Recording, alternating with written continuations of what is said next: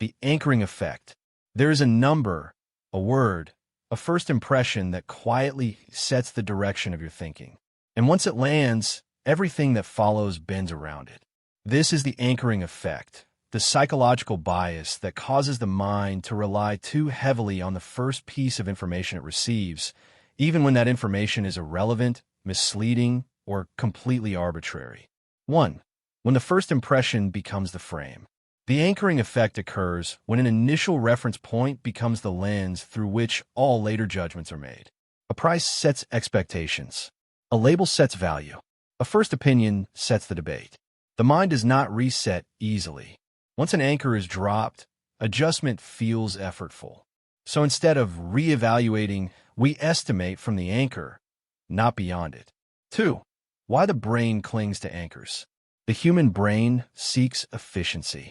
Starting from zero is demanding. Anchors provide a shortcut, a place to begin.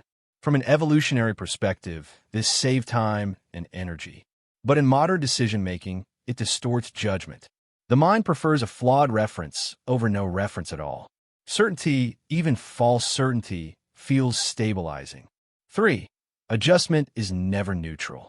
One of the most revealing aspects of the anchoring effect is that adjustment rarely goes far enough. Even when we know an anchor is arbitrary, it still influences us. A random number can affect estimates. An opening offer can define value. An early opinion can shape final conclusions. The anchor doesn't convince us, it orients us. And orientation quietly limits possibility. 4. Anchors in everyday life. The anchoring effect appears constantly in pricing and negotiation, in salaries and self-worth, in performance reviews, in relationships.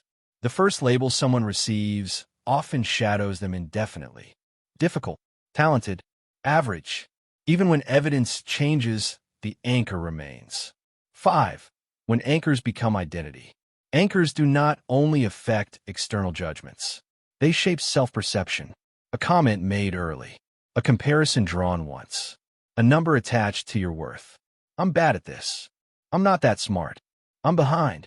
These anchors settle quietly and define ceilings you never consciously chose.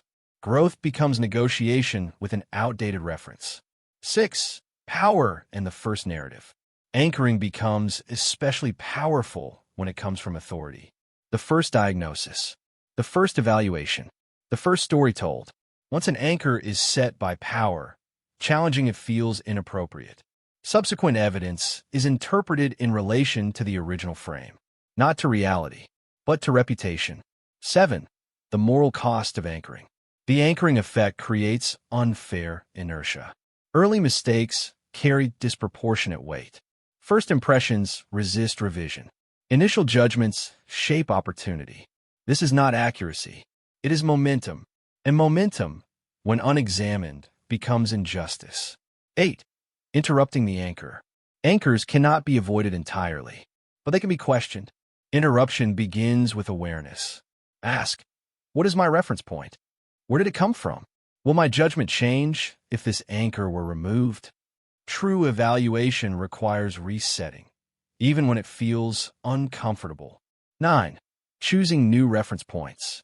Freedom returns when anchors are replaced with intention, values instead of numbers, evidence instead of impressions, context instead of comparison. Not every first impression deserves permanence. Not every starting point deserves loyalty. 10. Responsibility beyond the first frame. The anchoring effect reveals a quiet truth.